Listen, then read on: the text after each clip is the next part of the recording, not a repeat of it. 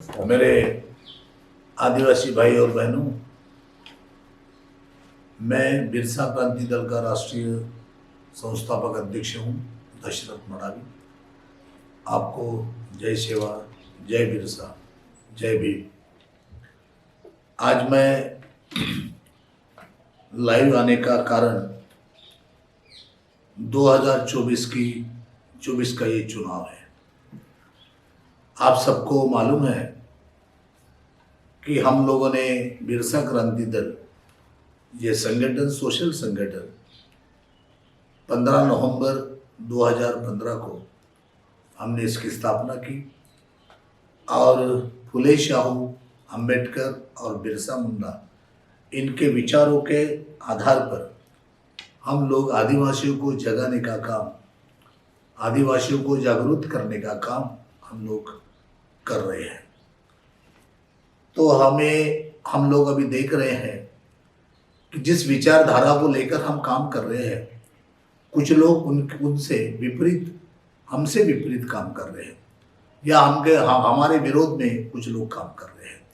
हम लोग कह रहे हैं कि हम इस देश के मूल निवासी हैं, इस देश के मालिक हैं।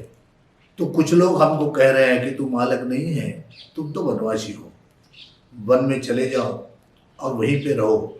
इस तरह की बातें ये लोग कर रहे हैं। हम कहते हैं कि इस देश में हमारा राज्य था, हमारे राजे थे, आज भी किला, बड़े बड़े किले मौजूद है, लेकिन ये लोग हमें वनवासी कह रहे हैं। तो मुझे लगता है कि जो लोग हमें वनवासी कह रहे हैं, ऐसे लोगों को हम लोग मतदान करेंगे क्या? ऐसे लोगों को हम गद्दी पे बिठाएंगे क्या? इसका विचार हम लोगों को करना है। हम आदिवासी कहते हैं क्योंकि हम इस बात को मानते हैं कि आप हिंदुस्तान के असली और पहले मालिक हो। वो वनवासी कहते हैं क्योंकि वो आपके सारे के सारे अधिकार आपसे छीनना चाहते हैं और आपको यह याद नहीं दिलाना चाहते कि आप ही इस देश के पहले और असली मालिक हो। तो सबसे पहले मैं चाहता हूं कि ये जो बीजेपी के लोगों ने आपके ऊपर अपमान किया है, ये जो शब्द इन्होंने आपके लिए प्रयोग किया है वनवासी, इसके लिए ये आपसे माफी मांगे,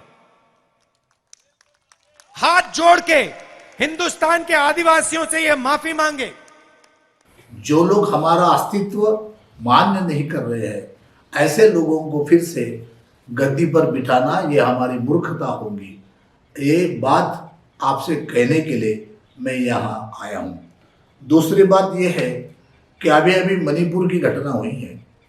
मणिपुर तो सारा देश, सारा विश्व देख रहा है और हमारी महिलाओं को नग्न करके, विवस्त्र करके घुमाया जा रहा है, उनकी धिन्न निकाली जा रहे हैं, उन पर बलात्कार किए जा रहे हैं, उनका खून किए जा रहे हैं। इस तरह की बर्बरता ये लोग हमारे आदिवासियों के प्रति अपने कर रहे हैं। तो मुझे लगता है वो ऐसे लोगों को फिर से गद्दी पर नहीं बैठना चाहिए। दूसरी बात, आपके मध्य प्रदेश में अभी हाल में कुछ बीजेपी कार्यकर्ता ने हमारे आदिवासियों को मूत्र विसर्जन किया। कोई लोगों ने कहाँ पे संडास की, हमारे लोगों को मारा, पीटा, बलात्कार किया, मार डाला, हमारे लोगों के बस्तियां जला डाली, लोगों को जलाया डाला।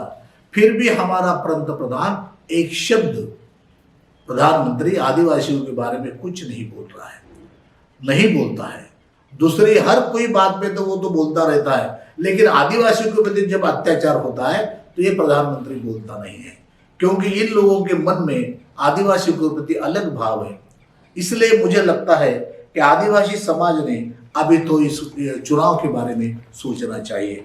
दूसरी बात यह है कि कांग्रेस के कार्यकाल में वनाधिकार का कायदा हुआ, पेशा का एक्ट हुआ, लेकिन ये जो कायदा हुआ, ये जो सरकार आई है 2014 से, इस सरकार ने वो वनाधिकार कायदा हो या पेशा एक्ट हो या हमारी ग्राम सभा हो, इन सब के अधिकार इन लोगों ने छीन लिए, कम कर दिए, उसको शिथिल कर दिया है। कोई अधिकार हमारे आदिवासियों के हाथ में नहीं रहा है। अभी कोई ग्राम सभा का जो कि निर्णय है वो गवर्नमेंट को मान्य होना चाहिए, ये बाध्य जो पहले होता था वो अभी नहीं हुआ है, नहीं होता है। इसलिए मुझे लगता है कि ये लोग आदिवासियों के प्रति बहुत ही नकारात्मक दृष्टिकोण लेकर ये लोग चल रहे हैं। तो ऐसे लोगों को हमें फिर से गद्दी पर नहीं बिठाना चाहिए। मुझे लगता है अभी हमारा गढ़चिरौली में सुरजागढ़ नाम का एक बड़ा लोह खनिज है, वहाँ फैक्ट्री बन सकती है।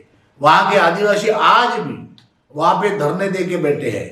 लोग कह रहे हैं कि भाई यहाँ का लोहा निकालना है तो हमारी यहाँ फैक्ट्री होनी चाहिए, लेकिन ये लोग अंबानी या अदानी को उसने उसका ठेका दिया है और वो मिलिट्री के जोर पर, बंदूक के नोक पर वो लोग वहां से लोहा निकालकर दूसरे प्रांतों में या दूसरे राज्यों में, दूसरे प्रदेश में, देश में वो भेज रहे हैं। वहां आदिवासियों को कुछ नहीं मिल रहा है।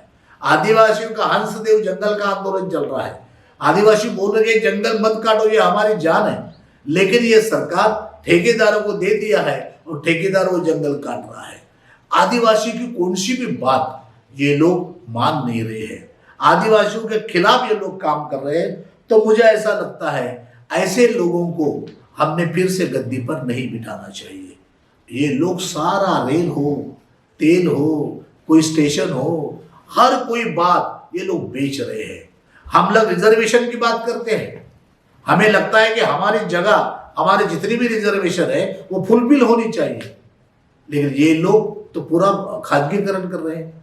अब जो खाजगीकरण कर रहे हैं इसका मतलब क्या है? इसका मतलब सीधा है कि जब जो भी खाजगीकरण होता है, प्राइवेटाइजेशन होता है, उसमें आरक्षण नहीं होता है, तो तुम्हारा आरक्षण ऐसा ही ये लोग खत्म कर रहे हैं। तो आरक्षण खत्म करने वाले, आदिवासियों को, आदिवासी की अस्मिता ठुकराने वाले, आदिवासी के सब अधिकार छीन लेने वाले ऐसे लोगों को फिर से गादी पर बिठाना ये हमारी मूर्खता होगी। इसलिए मुझे लगा कि आपसे बोलना चाहिए, आपसे मत, हमारी भावनाएं जो है वो व्यक्त करनी चाहिए। इसलिए मैं आपके सामने आया हूं और मुझे लगता है आज दो खेमे में पूरा देश बट गया है। एक भाजपा प्रणीत क्या बोलते महायुति, उसको युति कहते हैं, और कांग्रेस प्रणीत तो इंडिया आघाड़ी है, महाविकास आघाड़ी है। तो हम लोगों को, आदिवासियों को और जो भी शोषित लोग हैं उन लोगों को सोचना चाहिए कि अभी हम लोगों को महाविकास आघाड़ी या इंडिया आघाड़ी के साथ हम लोगों को रहना चाहिए और उनको मतदान करना चाहिए, पूरे ताकत के साथ उनके साथ रहना चाहिए। कि जो भी कैंडिडेट हो वो कैंडिडेट को मतदान करना चाहिए, उनको जिताना चाहिए, और महायुति वाले को जो भी है उनको पराजित करना चाहिए। तो ही कहीं जाके हमारा संविधान और लोकशाही बचेगी, नहीं तो यहाँ पे हुकुमशाही और तानाशाही तो शुरुआत हो गई है। ये तानाशाही और हुकुमशाही रोकने के लिए हमको महाविकास आघाड़ी का साथ जाना चाहिए। मैं आपसे अपील करता हूँ कि बिरसा क्रांति दल के सारे पदाधिकारी, कार्यकर्ता और समर्थक, इन सब लोगों ने महाविकास आघाड़ी के साथ में खड़ा होकर उनको ताकत देना चाहिए और उनके उम्मीदवार को जिताना चाहिए। ऐसा मैं आपसे विनती करता हूँ। जय सेवा, जय भीम, जय बिरसा।